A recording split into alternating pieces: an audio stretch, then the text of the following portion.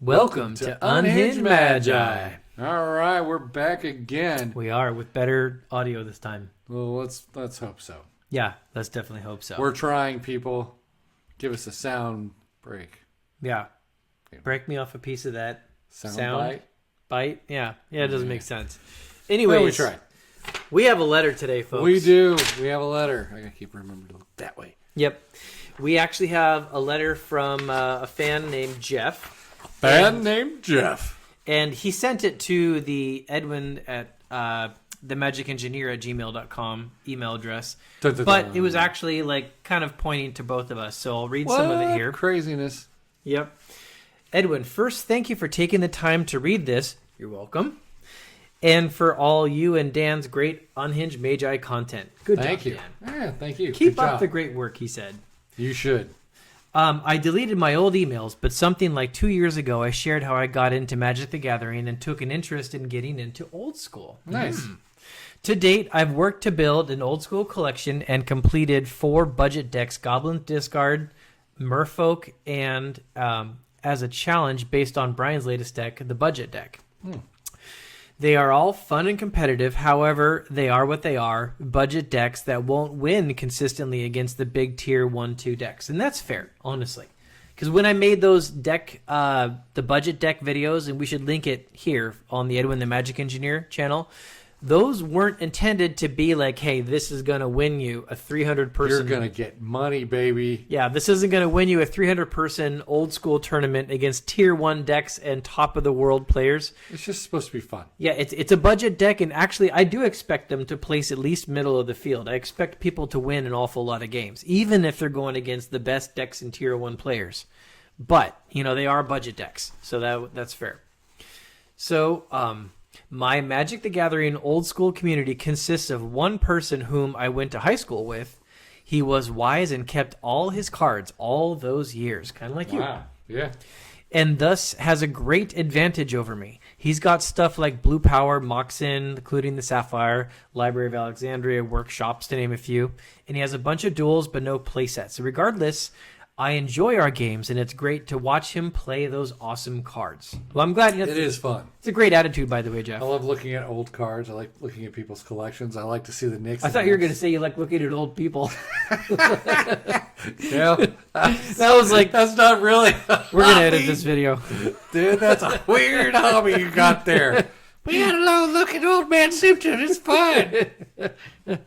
Okay. Unfortunately, I will most likely never be able to acquire those cards, which is completely fine. That said, I want to take the next step and focus on building a deck that may not dominate, but at least be considered a respectable competitive deck. Actually, I think the budget decks are.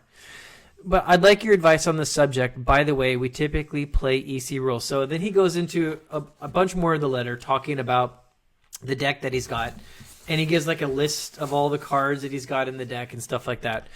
But I wanted to read this one and talk about the fact that you got a person here who joined Magic and then got into old school. That's right. And that's the very thing that like people say like that doesn't happen.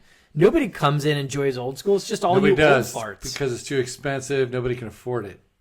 And this, I love this because not only did somebody actually come into old school, but they did it through the budget deck tech videos that I made. They did it through you. Yeah, and that's like, well, I don't care if it's me so much. Dude, that's a high five. Well, I'm very happy with it. But that was like the whole point on why I made those videos. I was trying to show the world that you can actually play the old school format. You can. You don't have to just have like power cards or forget it. You just have to be able to accept interrupts.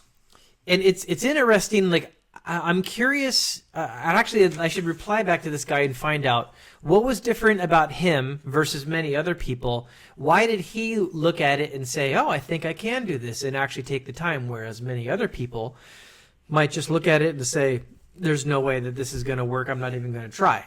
So True. I'm a little curious on what the difference was. But the point is that he did it, and the point is it's working. Yeah. And I think that is actually fantastic. And now he's looking to go to the next level, which is also something that we say an awful lot in the videos. As you get wins and that kind of stuff, you want those extra cards. You want to be able to finesse. You really want to be focused, and everyone is going to be saying, "Hey, man, that was a great deck you just kicked my butt with." Mm-hmm. Now, I should also mention that there is a big tournament called the Winter Derby and the Summer Derby that's played by a group that has no horses. No, they have no horses. They meet up online in like a specific Facebook group. Just horsemen. And all of these horsemen, when they meet up and play their decks online, there'll be tournaments like up to like 300 people, and these are really good players. I mean, we're talking vintage world champs are in it. Very well-versed old-school players that have been playing these decks for like 20 years. And Edwin is afraid of all of them. I'm afraid of you and what you're going to say. Even in that format, and that's a competitive environment, did you know that there's actually budget decks that make it into the top 16? Really? And that's really impressive. Like some of these budget decks, and when I say budget, I'm more specifically meaning like no power 9.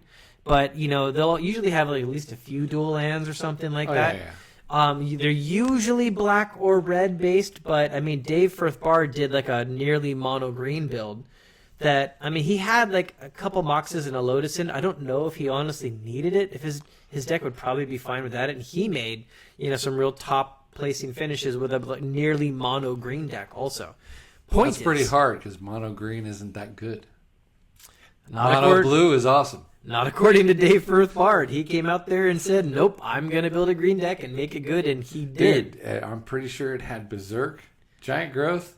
It had Giant Growth. It did not have Berserk. No Berserk? Yeah, it did not. A mono green deck without Berserk?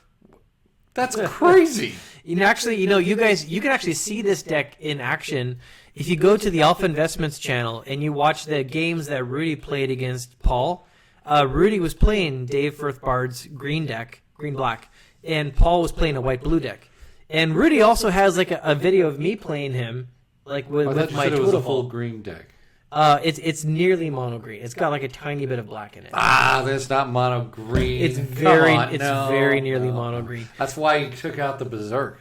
So there's a video of Rudy playing Paul with that exact deck, and there's actually a video of like me playing against Rudy with the Twiddle Vault deck, but he just doesn't seem to want to post it anymore. I don't know. So you guys should ask Rudy to post that video. Well, Twiddle Vault's crazy. I mean, Twiddle Vault is crazy. It's just like, okay, Edwin gets to play with himself. You don't even need to show up. I'm down for that. That's the thing. It's just like, all right, Edwin, go ahead and play. Right? I'm gonna go get some lunch. Yeah, that's nearly how it is, effectively. Tell me when I lose. So anyways, yeah, like I love it that this is happening. I love it that people actually do play those budget decks. I love it that they are actually competitive in the old school format. Yep. And like this, of course, you guys, this is not the only instance. Honestly, I've probably gotten either people saying this to me or letters like this, I'd say 40, 50 times in the last couple of years, and that's just the people telling me, right? So it's happened an awful lot, but, Jeff took the time to write a really nice email, and so I that's figured pretty cool. Thank you, Jeff. And it's actually a good. Yes. It's actually a good email too. Yeah, actually, it really was. Yeah, great grammar and everything. Well, good job, not Jeff. that. I was talking about the content. I know. So, anyways, besides, he's very grammatical and a lot of that stuff. And I know grammar because I can't read. You heard it here. He can't read. So anyways, if you guys want to send us letters, we are reading them from time to time, especially when we think it's a topic that other people would like to hear about. Thank you, Jeff, for writing this letter to us, and thank you for letting us know. And if you guys know someone who has been shying away from some of these older Eternal formats, maybe consider giving them another chance, suggesting they try it again. Because yeah, exactly. You can try it, no problem. They just have to be able to worry about being mana screwed. But other than that, it's fantastic. All right. Spell 4. 4. Just the number 4. F-O-U-R. Now spell 40. F-O-R-T-Y. Dang it. You did it right, though. Was I supposed to say F-O-U-R-T-Y? Yeah. Because that's the way it should be spelled. Sorry. Is 40 a number? Yes, 40 is a number. If you hadn't known that, 4 is a number. You know why? Because it's a number. We spell that F-O-U-R. So 40 is spelled wrong in the English language. Okay, so I got one for you then. I'm just telling you like it is. So spell stop 10 times. STOP, STOP, STOP, STOP, STOP, STOP, STOP, STOP, STOP, STOP. What do you do when you come to a green light? You go. What do cows drink? Milk. No, they drink water.